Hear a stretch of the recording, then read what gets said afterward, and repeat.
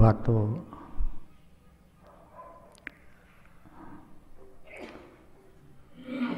સમજીએ.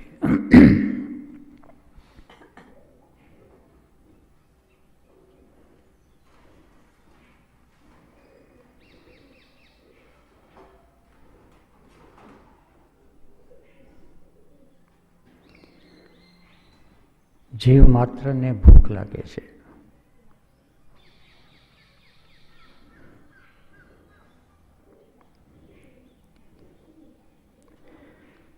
પશુ પક્ષીને ભૂખ લાગે છે.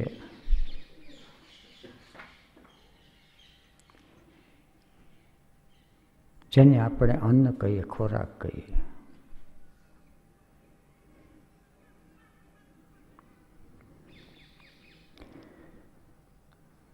મનુષ્યને પણ ભૂખ લાગે છે.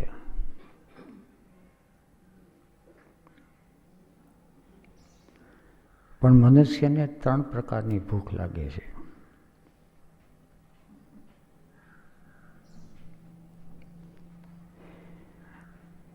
શારીરિક ભૂખ,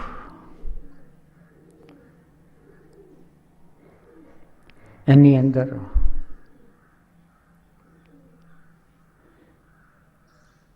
જે ખોરાક રોજ 2-3 ટાણા જમીએ છીએ તે. અને બીજી ભૂખ છે જાતીય ભૂખ. શરીર ઉંમરલાયક થાય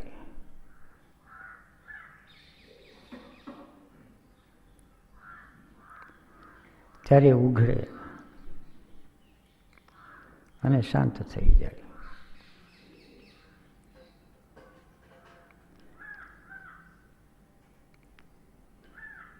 બીજી ભૂખ છે ભાવની ભૂખ, પ્રેમની ભૂખ.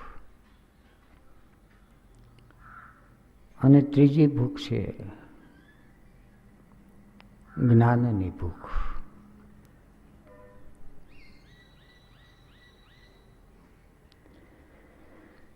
પ્રકૃતિનો નિયમ છે કે ખોરાક ખાય છે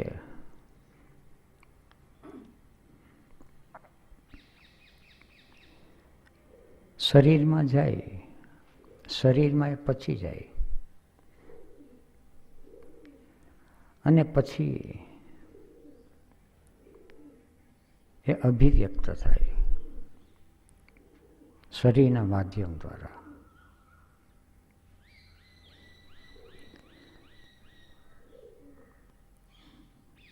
વાંદરો ઝાડ ઉપર કૂદાકૂદ કરે,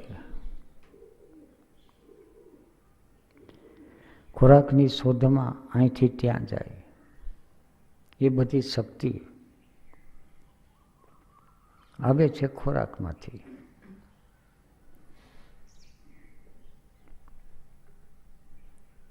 એક સાયકલ છે,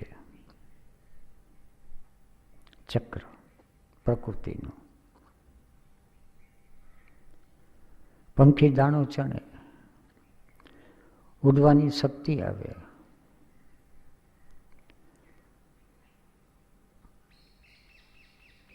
અને દાણાની ખોજ કરે, દાણો ખાય.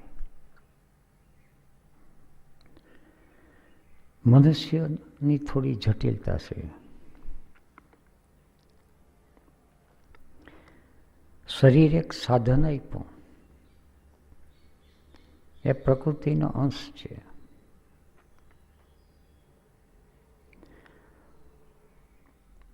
પણ શરીર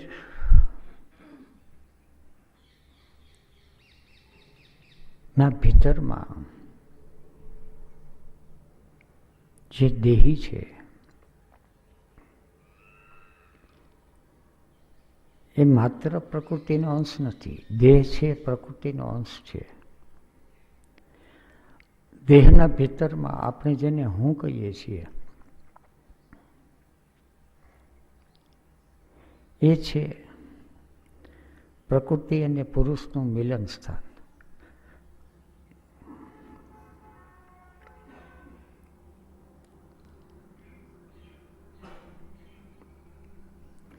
પુરુષ જે ઉપરથી અવતરે છે જેને આત્મસત્તા કહીએ, એ પ્રવેશ કરે છે. એ જન્મતો નથી કે મરતો નથી, એ પ્રવેશ કરે છે અને પાછો સ્વરૂપમાં વિલીન થઈ જાય છે.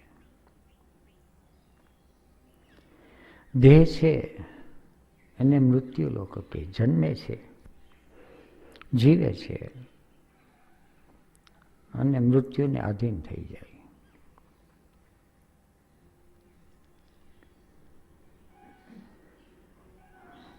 ભૂખ બીજા પ્રકારની લાગે છે, ભાવની ભૂખ.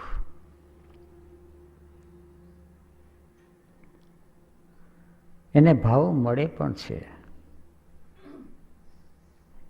પણ ભાવને પચાવતા નથી આવડતો. ખોરાક મળે અને ખોરાકને પચાવતા ન આવડે. કાં તો ખોરાકની ઉલટી થઈ જાય, કાં ઝાડા થઈ જાય.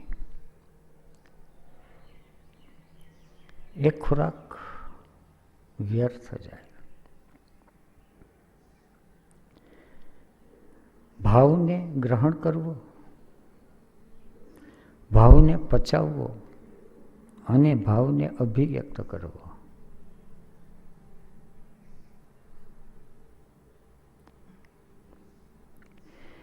એ સંસારી જીવને આવડતું નથી. સંસારી જીવ લાગણીના આવેગોમાં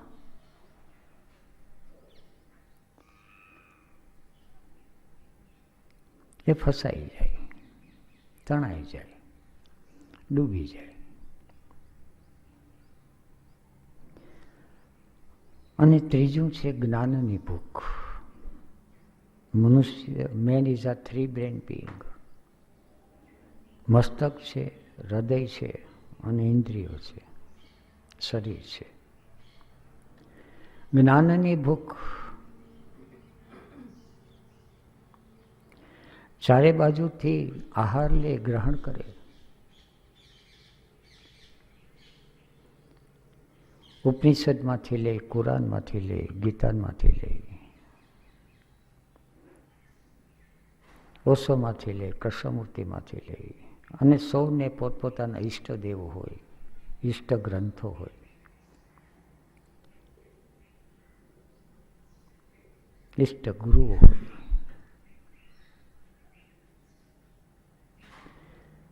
પણ જ્ઞાન લે, પણ જ્ઞાન પચાવવું અને જ્ઞાન પચ્યું છે કે કેમ એની ખબર ન પડે. શરીર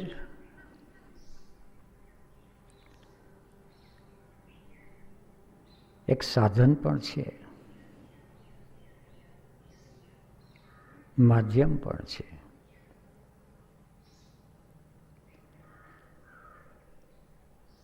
જ્ઞાન મેળવવા માટે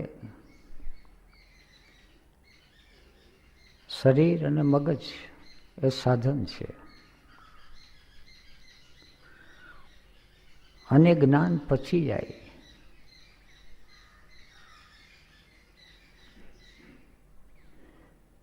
તો એ પ્રગટ કરવાનું પણ માધ્યમ છે, શરીર છે. જૂના વખતની અંદર એને વિચાર અને આચાર કહેતા.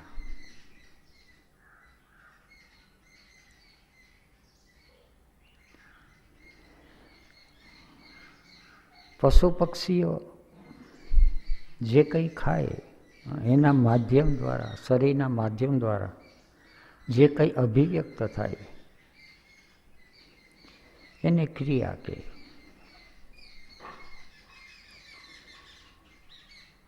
સંસારી માણસો જે કંઈ જાણ્યું, સમજ્યું અને શરીરના માધ્યમ દ્વારા પ્રગટ થાય એને કર્મ કહે. પણ જે લોકો જાગ્યા છે, જાગવાને રસ્તે છે, એના શરીરના માધ્યમ દ્વારા જે પ્રગટ થાય એને આચરણ કહે.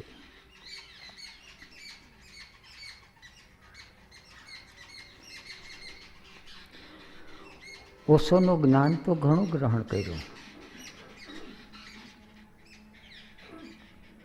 આચરણમાં કેટલું આવ્યું?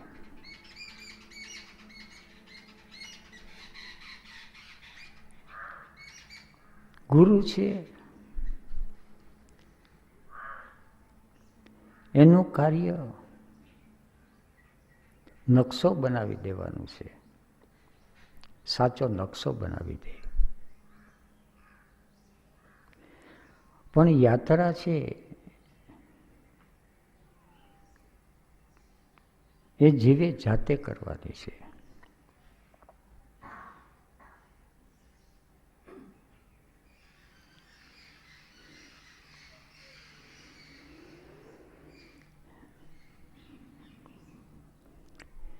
પણ જીવ ક્યાંક ને ક્યાંક અટકી જાય છે, વિચારોની ઝાડમાં છે એ ફસાઈ જાય છે. સંન્યાસી અને સાધક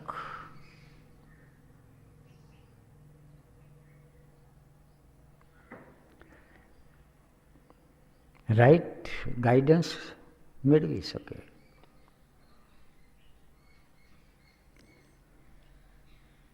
કોને ક્યાં જવું છે એને અનુરૂપ ભૂમિયા મળી જાય. અમરનાથ જવું હોય, સોમનાથ જવું હોય, જગન્નાથ જવું હોય, જ્યાં જવું હોય ત્યાં.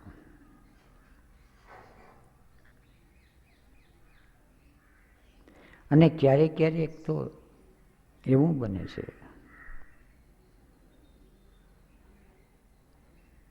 કે બહારથી ગાઈડન્સ ન મળે તો ઇન્ફ્લુઅન્સ સી છે અથવા સદગુરુ છે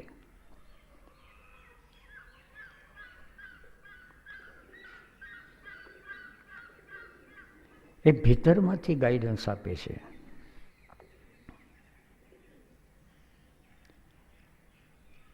પણ આચરણ તો જીવે જાતે કરવાનું રહે.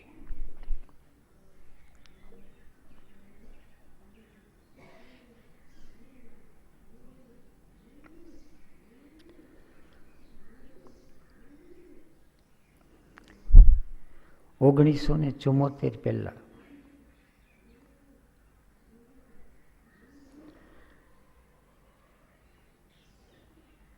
ઓગણીસો 67 થી 1974 સદગુરુ દેહમાં હતા અને દેહના માધ્યમ દ્વારા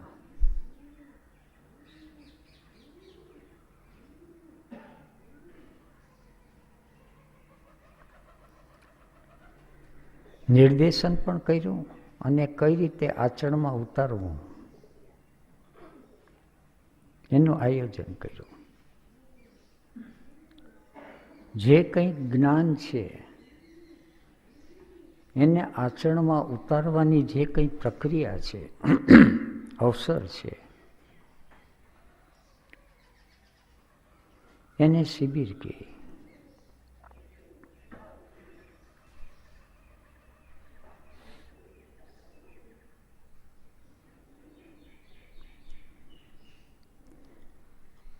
ઓશોએ કહેલું,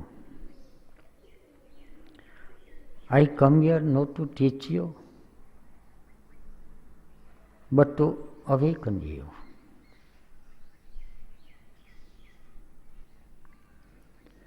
અને કઈ રીતે જાગૃત કરવું અને કઈ રીતે જાગૃતિ આવી શકે એને માટે બીજું સૂત્ર આપ્યું. Be here and now and totally in it.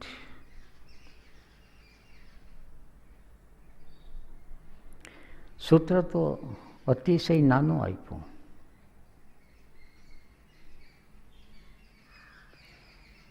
પણ સૂત્રને જીવનમાં ઉતારવું અતિશય મુશ્કેલ છે. દ્રવ્ય અને ઉર્જાનું એક સૂત્ર આઈન્સ્ટાઈને આપ્યું, નાનકડું છે.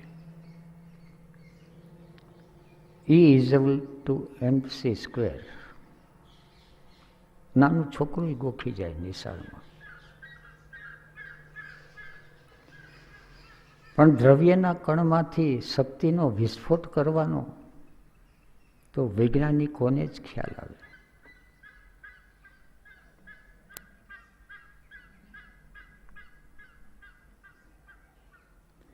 Be here and now and totally in it.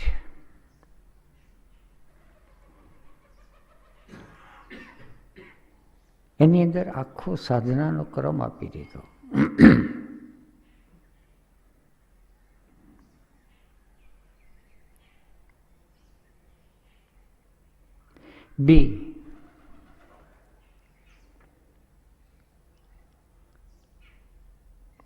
બી એટલે હોવાપણું.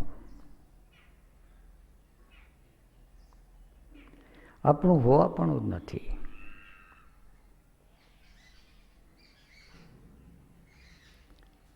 દેહનું હોવાપણું છે, પણ આપણું હોવાપણું નથી.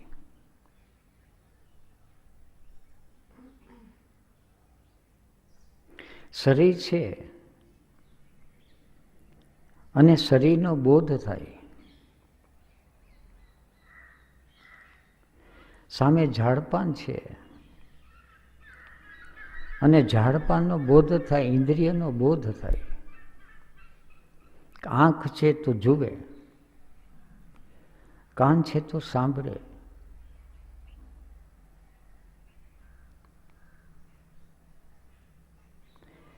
શબ્દ, સ્પર્શ, રૂપ, રસ અને ગંધ, શરીરની 5 ઇન્દ્રિયો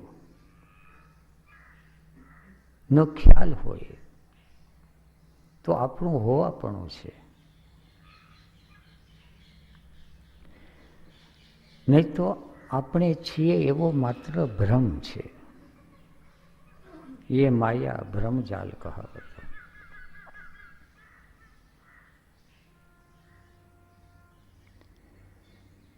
બી હિયર.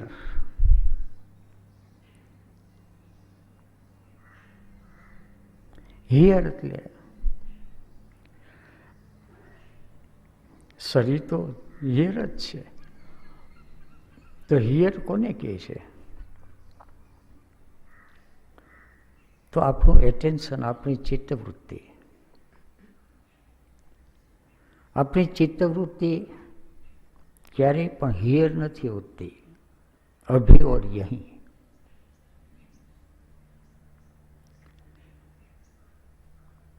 ચિત્તવૃત્તિને અહીં રાખવા માટે અભ્યાસ કરવો પડે છે, નહીં તો ભટકવા ચાલી જાય.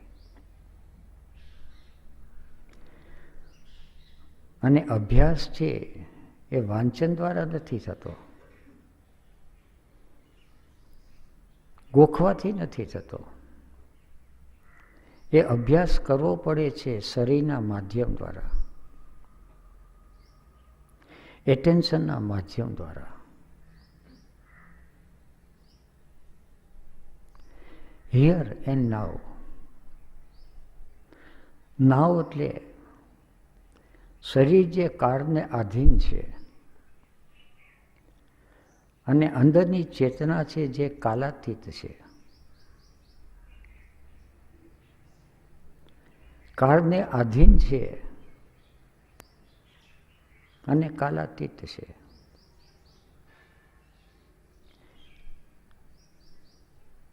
કાળને આધીન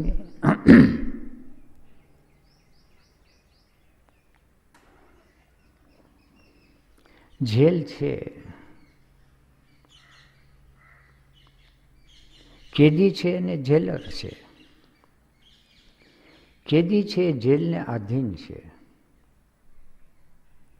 જેલર છે કેદખાનાને આધીન નથી. એને ગમે ત્યાં જવું હોય તો જઈ શકે છે તો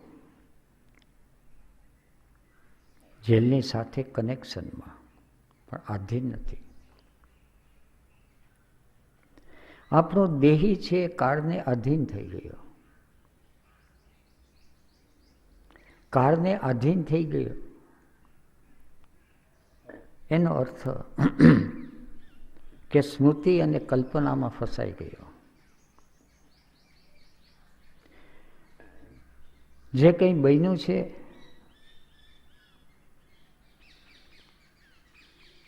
એનાથી મુક્ત નથી થઈ શકતો,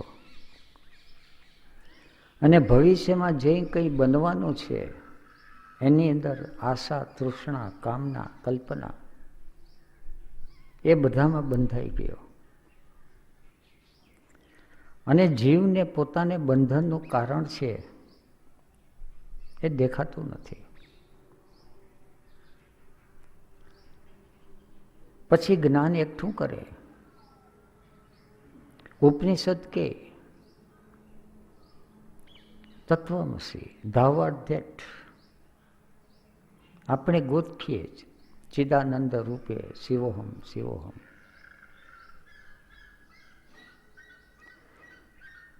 પણ એ તો માત્ર ગોખણપટ્ટી છે. કેસેટ પણ એમ જ બોલતી હોય. કેસેટ કેસેટ રે,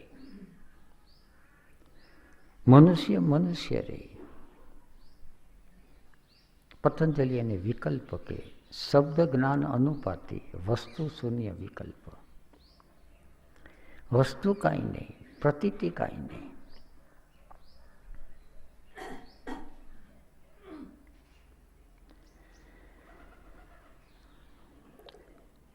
ઓગણીસો 32થી 1967 સુધી શબ્દ જ્ઞાન એકઠું કર્યું, ખૂબ કર્યું. માધવપુરની લાઇબ્રેરીની અંદર જે કંઈ પુસ્તકો હતા, લાઇબ્રેરીનો વહીવટ મારા હાથમાં હતો, અને જ્ઞાનની ભૂખ સખત જાગી હતી. અને દરેક પ્રકારનું વાંચન.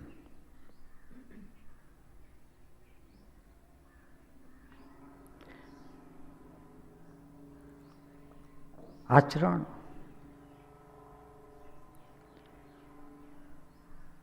માં કઈ રીતે મૂકવું એનું રાઈટ ગાઈડન્સ નહોતું. પણ આચરણમાં મૂકવાની અભિપ્સા પૂરેપૂરી હતી. ક્યારેક ક્યારેક અહંકારવશ કોઈની સાથે દલીલો થઈ જાય.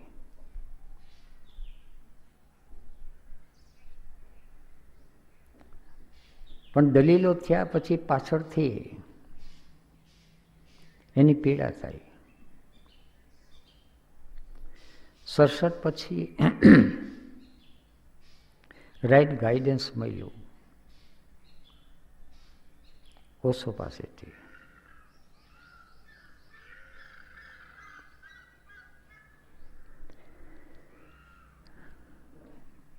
જૂના વખતમાં વાંચનમાં આવેલા ઘણા શબ્દો, ધ્યાન, દ્રષ્ટા, સાક્ષી, એકાગ્રતા, અદ્વૈત અનુભૂતિ,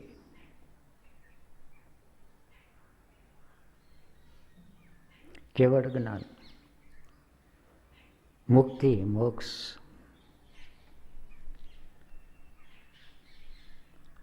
પણ બધા શબ્દ માત્ર શબ્દ.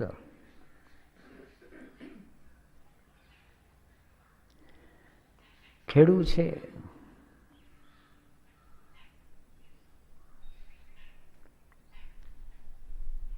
એનો કાગળિયો ક્યાંક ફસાઈ ગયો, તુમારોની ફાઇલની અંદર ક્યાંક ગુમ થઈ ગયો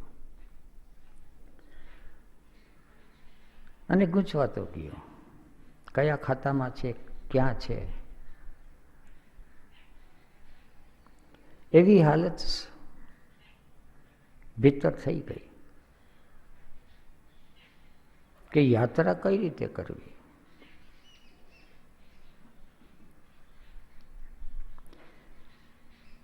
અમુક ઝલક મળી જાય.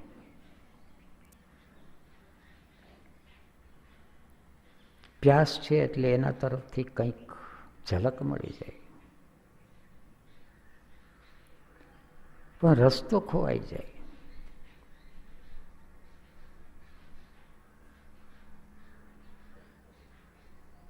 ઓશોની શિબિરની અંદર 67 થી 74 સુધી જે શિબિરમાં જવાનું થયું,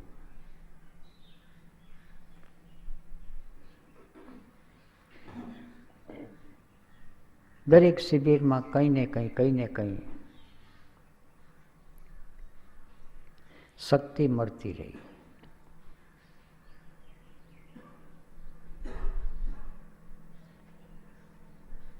પણ આ જે શક્તિ હતી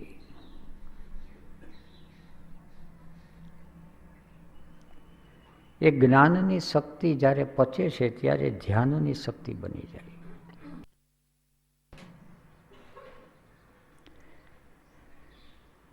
અત્યારની યુગની પરિભાષામાં ઇન્ફોર્મેશનને જ્ઞાન કહે છે માણસો. પહેલાના વખતની અંદર જ્ઞાન છે જે અનુભવમાં આવે એને જ્ઞાન કહેતા.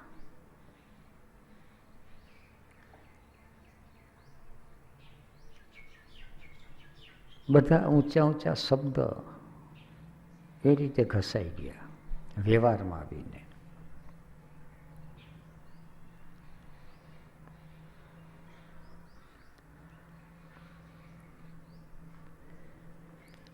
શિબિરની અંદર ધ્યાનની વિધિઓ કરી.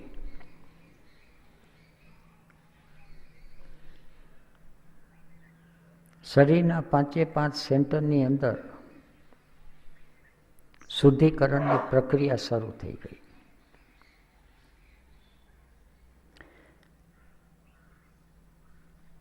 થિંકિંગ સેન્ટરની અંદર જે ગૂંચવાડો હતો, જીવન શું છે, ક્યાં જવાનું છે, શું કરવાનું છે,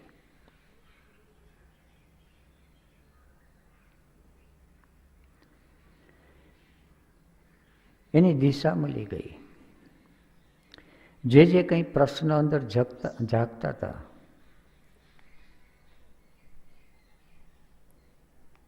સંસાર વ્યવહાર છે, કન્ડિશન માઇન્ડે ઘણી બધી વાતો છે એ ખોટી ગ્રહણ કરેલી. ખોટી એટલે સમાજને ઉપયોગી હતી, અધ્યાત્મને માટે બાધા હતી. સાપેક્ષ છે.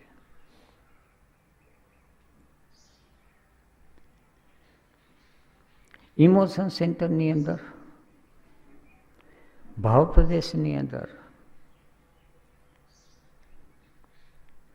સગા સ્નેહીઓની જે આસક્તિ છે એને ભાવ અને લાગણી, અને એ જ જીવનનું સર્વસ્વ છે.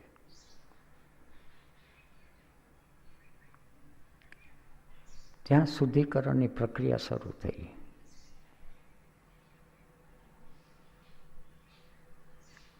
ભાવ છે તો સમભાવ. ફૂલની અંદર સુગંધ પ્રસરે છે તો કોને દેવી અને કોને ન દેવી એ ફૂલ નક્કી નથી કરતું, સુગંધ આપે જ છે. 67 પહેલા જે ભાવ હતો એની પછવાડે અહંતા ને મમતા હતી. હું અને મારું.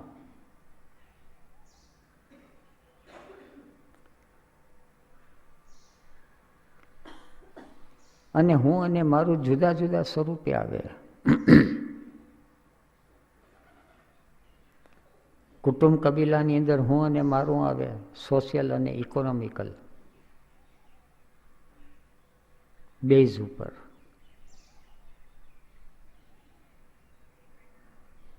અને પછી સાધનાના ક્ષેત્રમાં આવે સંપ્રદાયના બેઝ ઉપર.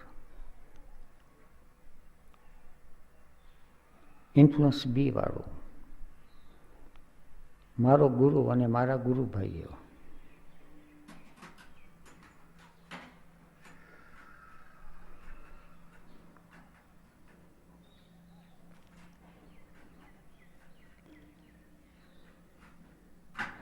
મૂવિંગ સેન્ટર, ઇન્સ્ટિંક્ટ સેન્ટર અને સેક્સ સેન્ટર. દરેક સેન્ટરની અંદર રાઈટ ગાઈડન્સ આપી દીધું ઓશો તરફથી. ધીરે ધીરે પ્રયત્ન કરતા 74ની ઘટના બની. 74ની ઘટના બની એટલે વિવેકનું જાગરણ થયું. વિવેકના જાગરણનો અર્થ કે રસ્તો દેખાવા માંડ્યો. સાચું શું, ખોટું શું, એવોલ્યુશન ધર્મ શું, ઇન્વોલ્યુશન સંસાર શું.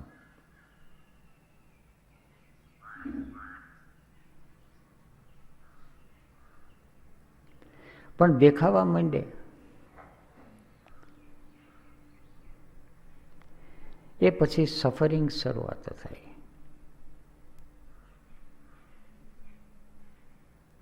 પીડા. પણ આ સફરિંગ એક જુદા પ્રકારનો.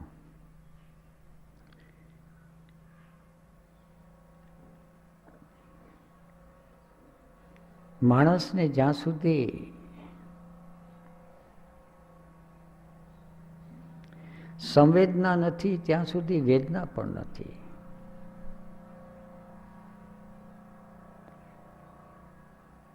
શરાબી માણસ છે, ભાન ભૂલી ગયો.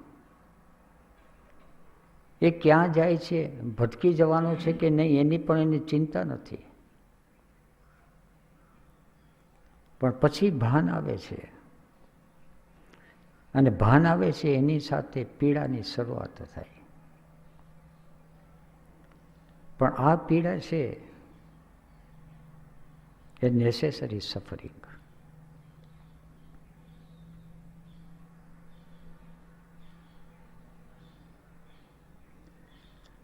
દેખાવા માંડ્યો.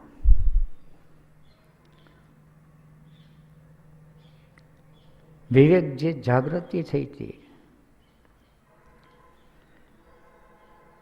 સંસારના માણસો અને એની સાથે સાથે ઓશોના સંન્યાસીઓ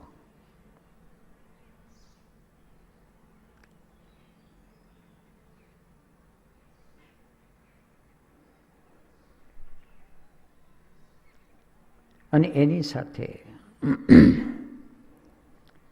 mysterious influence C. Influence C એટલે ચૈતન્યની સત્તા.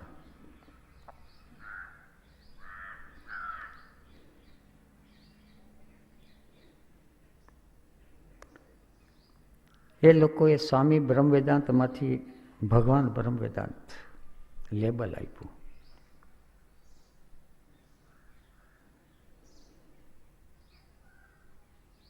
સંસારમાંથી સ્વામીનું લેબલ આપ્યું હીરાભાઈ ઉપર. ત્યારે જે સફરિંગ થયો સંસારના પરિબળો સામે ઝઝુમવાનો, ઇન્ફ્લુઅન્સ એ સામે સંસારના માણસો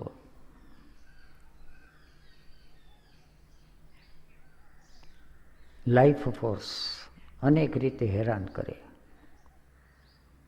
અને અંદર મેગ્નેટિક સેન્ટર, અંદર પ્યાસ બરાબર ન હોય તો તણાઈ જાય, ખેંચાઈ જાય. ઓથેન્ટિક પ્યાસ હોય, જાવું જ છે, જાગવું જ છે. તો ઇન્ફ્લુઅન્સ સી છે ગમે ત્યાંથી આવીને મદદ કરે, ગમે ત્યાંથી આવીને,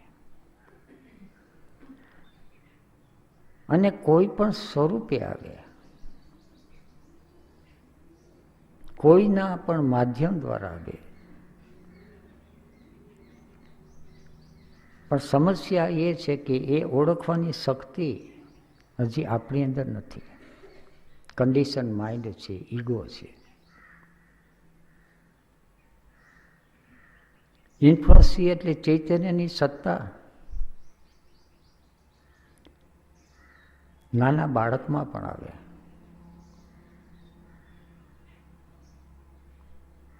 આપણા સગાવાલામાં પણ આવે, પતિમાં પણ આવે, પત્નીમાં પણ આવે. પુત્રમાં પણ આવે. સાવ ગાંડો ઘેલો ચાલ્યો જતો હોય એમાં પણ આવે. કારણ કે એ સત્તા છે કોઈ પણ માધ્યમ દ્વારા પ્રગટ થાય.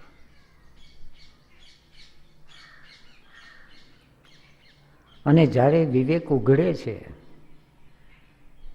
ત્યારે તો જળ વસ્તુ માધ્યમ દ્વારા પણ એ પ્રગટ થાય, પણ એને માટે અતિશય જાગૃતિ જોઈએ. પહેલી તો વાત એ છે કે ઇન્ફ્લુઅન્સીને ઓળખતા આવડવું જોઈએ. પરમાત્મા સર્વત્ર છે, જે લોકો જાયગા છે કે છે, અને આપણને ક્યાંય દેખાતા નથી. સર્વત્ર તો ઠીક,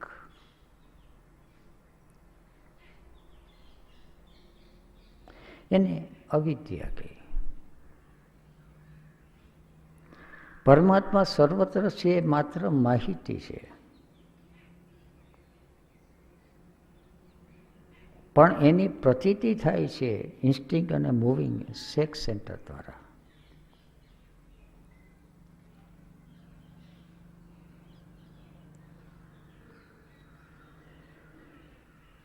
ચુમ્મોતેરની સાલ પછી ઓશોની સ્થૂળ હાજરી, ઓશોનું શરીર પુનઃ ચાલ્યું ગયું, પણ એનું શરીર ચાલ્યું ગયું, એની ઇન્ફ્લુઅન્સ ધીરે ધીરે વધવા માંડી. માધવપુર સ્થાન ઉપર પણ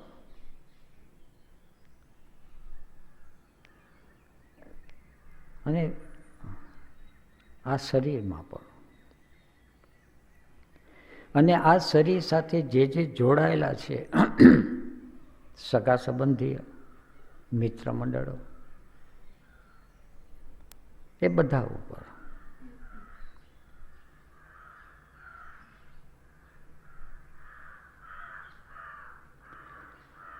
અને સ્થૂળ શરીરની જેની આવશ્યકતા હતી, હજી એટલી તૈયારી નથી કે જળ અને ચેતન દરેકની અંદર ચૈતન્યની સત્તાને પ્રતીતિ કરી શકો. એ વખતે જેને રામદુલારે બાપુ કહે શરીરના ઉપર ચૈતન્યની સત્તા તો ચૈતન્ય દરેકમાં, દરેક શરીર અહીં બેઠા છે દરેકમાં એક સરખી છે.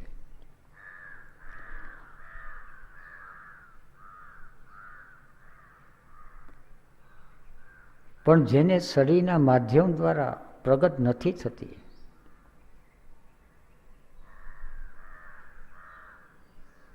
શરીરના માધ્યમ દ્વારા પ્રગટ થાય એને આચાર્ય કહેતા, આચરણમાં આવે.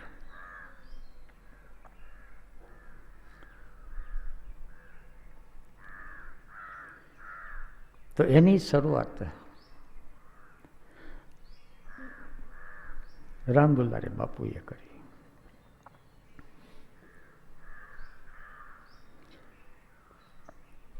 1974થી શિબિરો, ઓશોની શિબિરો બંધ થઈ, માધવપુરમાં શિબિરોની શરૂઆત થઈ.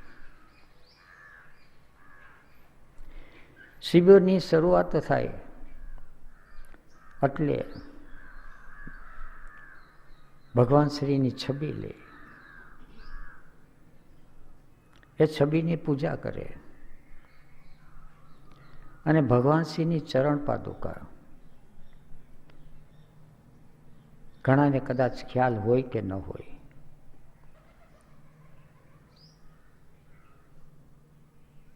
એની ચરણ પાદુકા બનાવેલી પંચધાતુની, એના પગને પ્લાસ્ટર ઓફ પેરિસની અંદર રાખી અને પછી પંચધાતુનો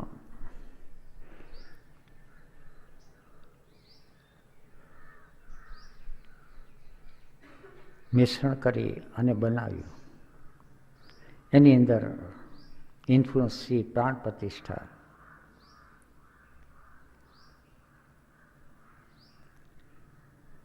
અને શિબિર થાય.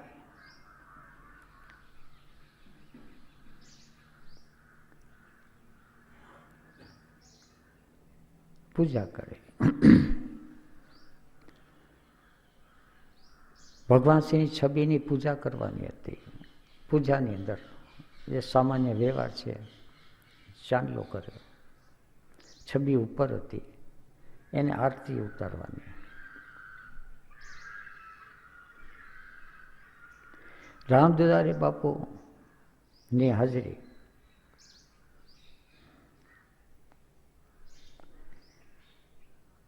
અને ત્રણેય ઇન્ફ્લુઅન્સ ત્યાં કામ કરવા માંડી. એ બી ને સી, સંસારિક માણસો ભેગા થયા. એને કંઈ કુતૂહલ થયું કે આ બધું શું છે. બધા ભેગા થાય છે, જેમ તમાશો હોય, તમાશો જોવા ભેગા થાય. ઇન્ફ્લુઅન્સ બી વાળા હોય, બી વાળા હોય એટલે ભગવાન શ્રીના સંન્યાસી. અને એની વચમાં આ બાબો ક્યાંથી આવી ગયો? બે વિભાગ પડી ગયા. એક વિભાગ હતો ભગવાન બ્રહ્મ વેદાંતનો, બીજો વિભાગ હતો ભગવાન રજનીશનો, અને ત્રીજો વિભાગ હતો વિવાદીશો. રામદુલારે બાપુ ક્યાંથી આવ્યા?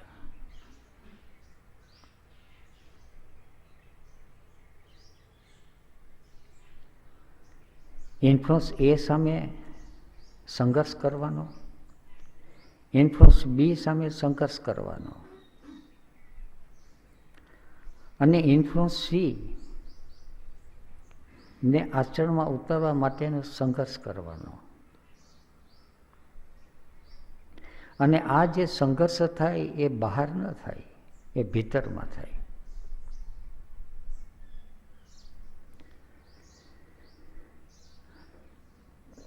બાપુની અંદર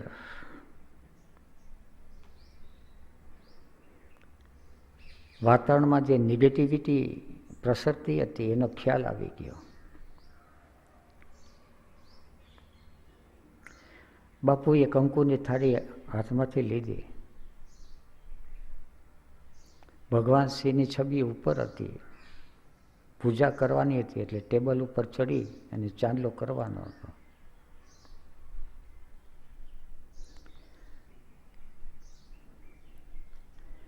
બાપુ નીચે ઊભા હતા, કંકુને ચોખા લીધા. પહેલા કંકુ લીધું, કંકુનો ઘા કર્યો. ઘા કર્યો શબ્દ વાપરો ખેડૂની ભાષામાં. નીચે ઊભા ઊભા આ રીતે ભગવાન શ્રીની છબી હતી ત્યાં કર્યો, તો ચાંદલો બરાબર કપાળના મધ્યમાં જઈને છૂટી ગયો.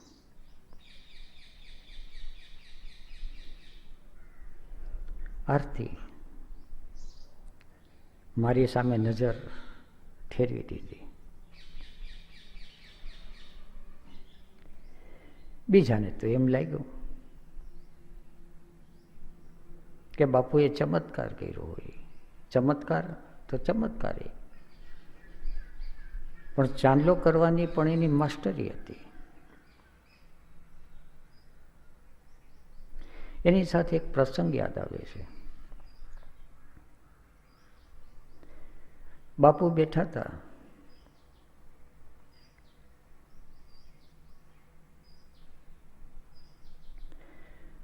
કોઈ આવીને સફરજન ધરી ગયો.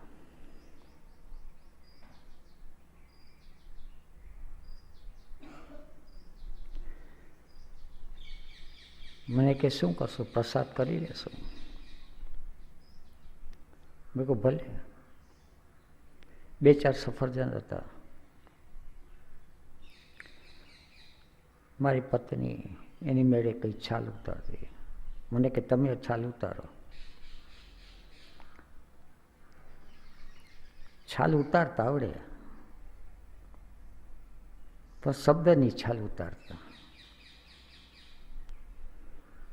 બાલની ખાલ ઉતારી નાખીએ. ચર્ચા ને ડિસ્કશન. બાપુએ ચાકુ હાથમાં લીધો ને સફરજનની છાલ ઉતારી. ડીટેલું હતું, ત્યાંથી ધીરે ધીરે છાલ. મને કે છાલ ઉતારો, પણ કટકો ન થવો જોઈએ.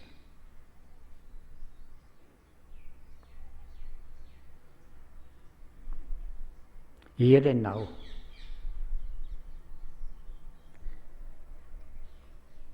સેજ હાથ આડવડો થાય કે મન આડવડું થાય એટલે છાલનો કટકો થઈ જાય. બાપુએ લીધું ચાકુ હાથમાં, છાલ ઉતારી. દીટણાથી માંડીને છેક સુધી છાલ આખી ઉતરી ગઈ, છતાં સફરજનની સાથે થોડી જોડાયેલી રહી. કે કેટલા જણા છે પ્રસાદની અંદર? કે 8 જણા હતા. એટલે સફરજનની અંદર 8 કાપા મૂક્યા.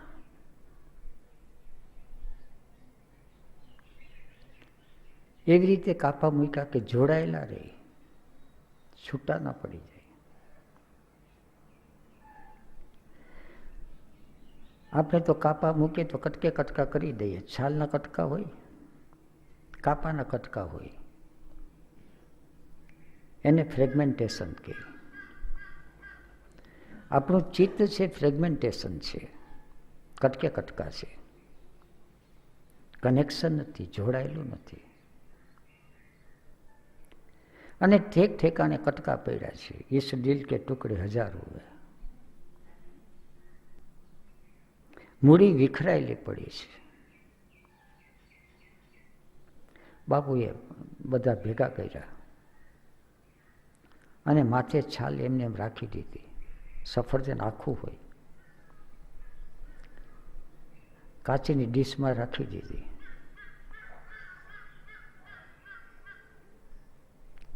સફરજનની અંદર છાલ માથે ચોટેલી હતી, વળગેલી નથી. એ અવસ્થાને વિધેય અવસ્થા કહે. સફરજનની વિધેય અવસ્થા. આપણે તો દેહ સાથે, સેક્સ સાથે, ઇન્દ્રિયો સાથે, એટેચમેન્ટ સાથે ચોટેલા છે, વળગેલા.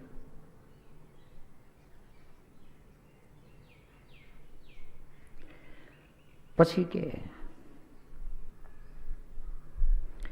ચાલો આનું ઉદ્ઘાટન કરો. રમીલાને હાથે ઉદ્ઘાટન કરાયું. બીજા બધાને તો એક મોજ આવી ગઈ, જીવન જીવવાની સેલિબ્રેશન. પણ મને એક સંદેશો આપી ગયા. બી હિયર એન્ડ નાઉ નો.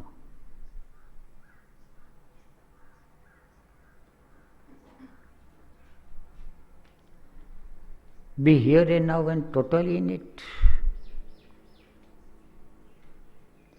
જીવ ભટકતો છે ચારે બાજુ. હાજર થઈ જાય. Invoke the presence of the presence in the presence. એ હાજર થાય પછી ચિત્ત એક ઠેકાણે એકઠું થાય.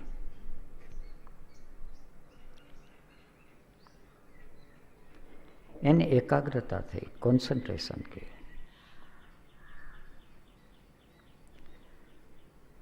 પણ કોન્સન્ટ્રેશન છે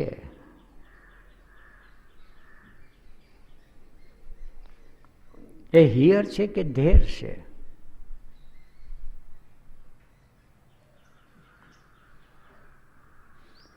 એક છોકરી નીકળી, સુંદર છોકરી, યુવાન છોકરી હોય, છોકરો હોય, એટલે ચારે બાજુથી ચિત્ત એકત્ર થઈ જાય. એને ગુજરાતની અંદર સિડક્શન ઓફ એટેન્શન કહે. ચિત્ત એક ઠેકાણે ચોંટી ગયો એટલે હિયર નથી, ધેર છે.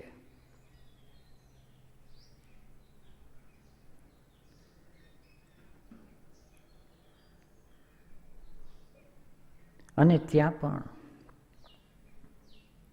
ચિત્ત ખેંચાઈ ગયું અને છૂટી ગયું, એકાગ્રત થઈ ગયું, પણ ત્યાં જાગ્રત નથી, બેહોશ છે. ચિત્ત એકાગ્રત થાય અને જાગ્રત હોય.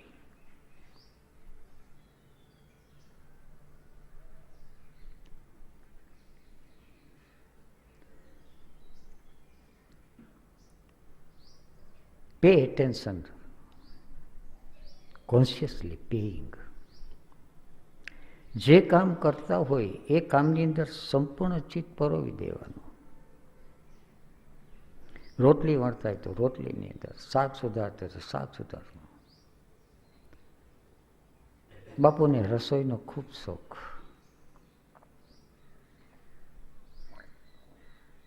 અને રસોઈનો શોખ નહીં, રસોઈની માસ્ટરી અનેક રીતે. એ જે કંઈ બનાવે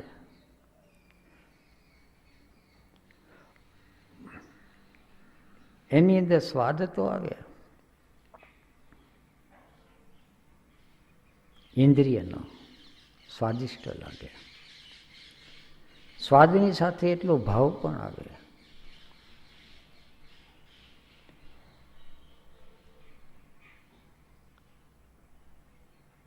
અને જે એની સાથે જોડાયેલા છે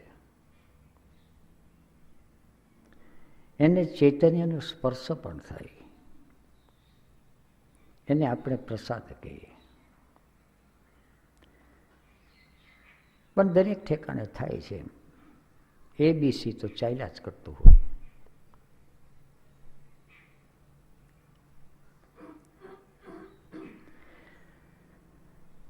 જે જ્ઞાન એકઠું કર્યું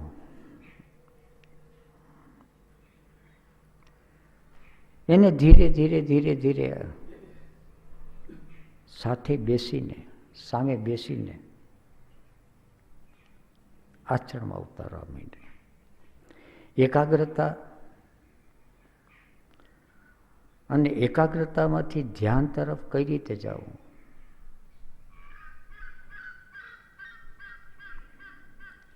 પણ એકાગ્રતા અને ધ્યાન ની પહેલા જે જરૂરી છે એ છે કોન્શિયસનેસ, દ્રષ્ટા.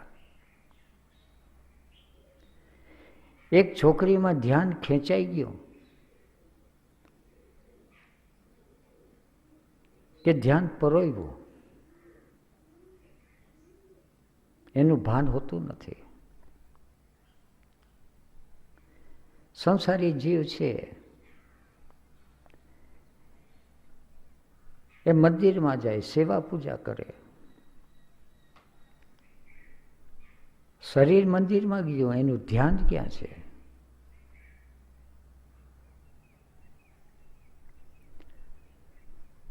આશ્રમમાં જાય, પૂના આશ્રમમાં જાય, ધ્યાન ક્યાં છે? તો ઓશોએ કેવા કપડાં પહેર્યા છે, કઈ ઘડિયાળ છે,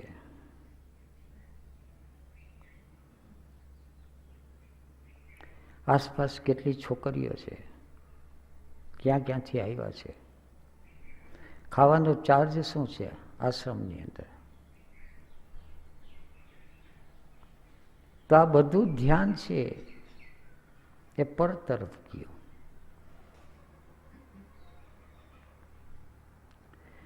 ઓશો કે the other is the hair.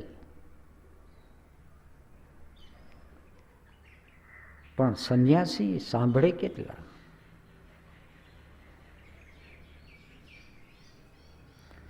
Other oriented જ એટેન્શન, અને ધ્યાન ખેંચી જાય.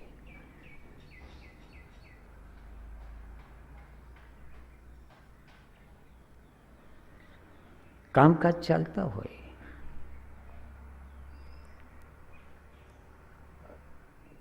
ખાડો ગળાતો હોય,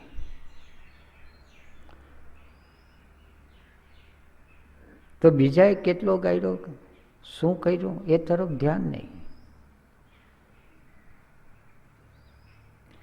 અને એ તરફ ધ્યાન પરોવાનું હોય. આશ્રમનું બાંધકામ ચાલતું હતું. બાંધકામનો થોડો શોખ, કંઈ ને કંઈ બનાવ્યા કરે. ખબર નથી કે જિંદગી આખી બાંધકામની સાથે જ બનાવવો પડશે. મકાન બાંધીને કેટલા બાંધે?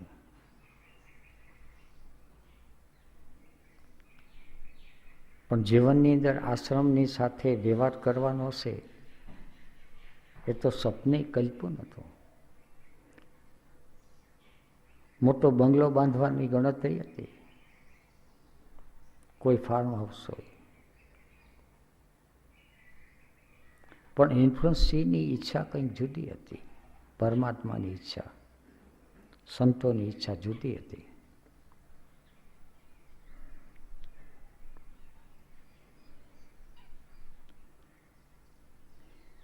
એક કારીગર આવ્યા.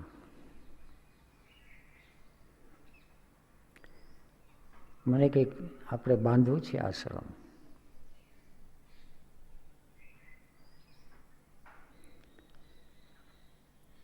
એટલે સંસારી કન્ડિશન માઇન્ડ તો એવું કે સારા અને સસ્તા કારીગર જોઈએ.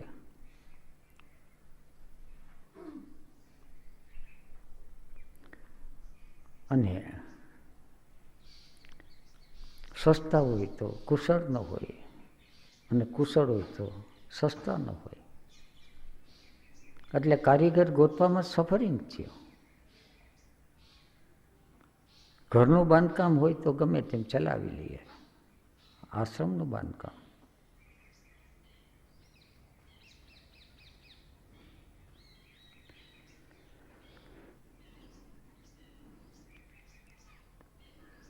બાપુએ કીધું કે કારીગરને શોધોમાં જે કામ કરવા તૈયાર હોય એને બોલાવી લો.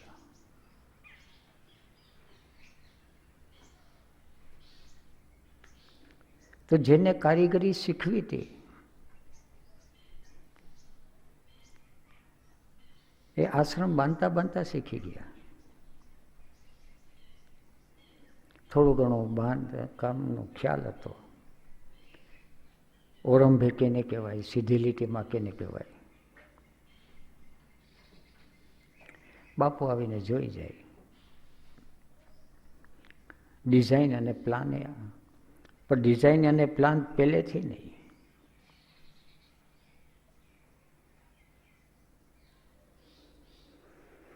આશ્રમની શરૂઆત થઈ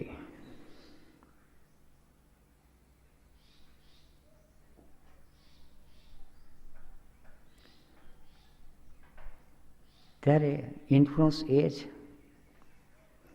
કે એની બોર્ડર બાંધી દેવી. જગા નક્કી થઈ છે એટલે બોર્ડર બાંધી દેવી. બાપુએ કીધું કે બોર્ડર તો સંસારી માણસો બાંધે, સાધુ સંતો બોર્ડર ના બાંધે. એ લોકોએ બાંધેલી બોર્ડર છે એ આપણી જ છે. બાકીની જે જગા પડી છે એ આશ્રમની જગા.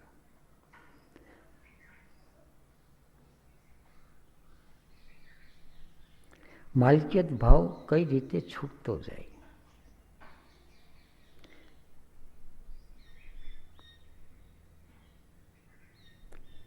આશ્રમનું નામ રામદુલારી આશ્રમ, પણ અધિકાર નહીં. એના નામે આશ્રમ ચાલે, એનો અધિકાર કઈ નહીં. અને અધિકાર હોય તો એક જુદા પ્રકારનો અધિકાર, ઇન્ફ્લુઅન્સીનો અધિકાર હજી ચાલુ છે.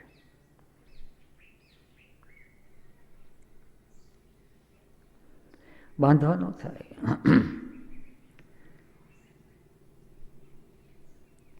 હવે કારીગરને કામ જ દેવું છે, એટલે પછી જે રીતે સીધી લીટી થાય, આડી લીટી થાય, કાટખૂણે હોય કે ઓરંભે હોય, હવે ભીતડા જ ઊભા કરવા છે. એટલે તે ચીંધી અને હું વળી કંઈક મારે વાંચવામાં કે બેસી ગયો. ત્યાં બાપુ આવ્યા. મને કે હીરાભાઈ આ લાઈન જરા તાસી લાગે છે કે કેમ? ઓર્ડર નહીં, ઈશારો.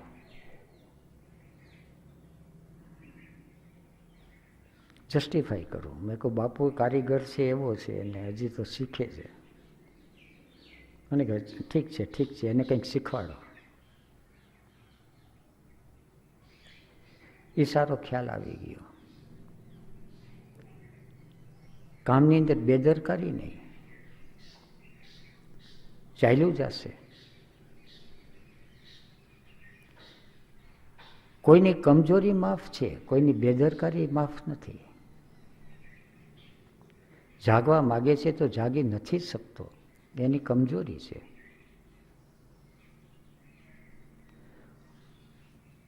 પણ જાગવાની અંદર કેરફ્રી થઈ જાય કે જગાશે તો જગાશે. એની બેદરકારી થઈ તો બેદરકારીને ક્યારેય માફ ન કરાય.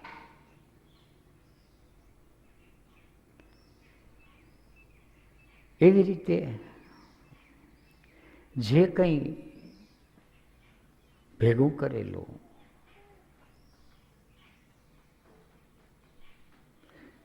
ધ્યાન, એકાગ્રતા, દ્રષ્ટા, સાક્ષી, અદ્વૈત અનુભૂતિ, એ બધાનો અનુભવમાં અને આચરણમાં કઈ રીતે અવતરે, એ એક પછી એક બાપુની વાતો આવતી જશે. અને મારા જીવનના પરિવર્તન કઈ રીતે થતું આવ્યું છે આવતીકાલ.